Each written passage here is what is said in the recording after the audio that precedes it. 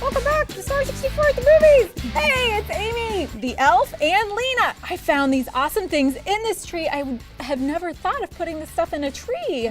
Tell me about the inspiration that goes into these themed trees. In the beginning of the year, we decide, how many trees we want and then what themes they are. One of the #1 things that people like when they come in the store is kind of getting different ideas with all of our different themes because we change them every year. Oh, that's great. Well, these are all great ideas I would have never thought of. See you next time right here at STAR64 at the movies.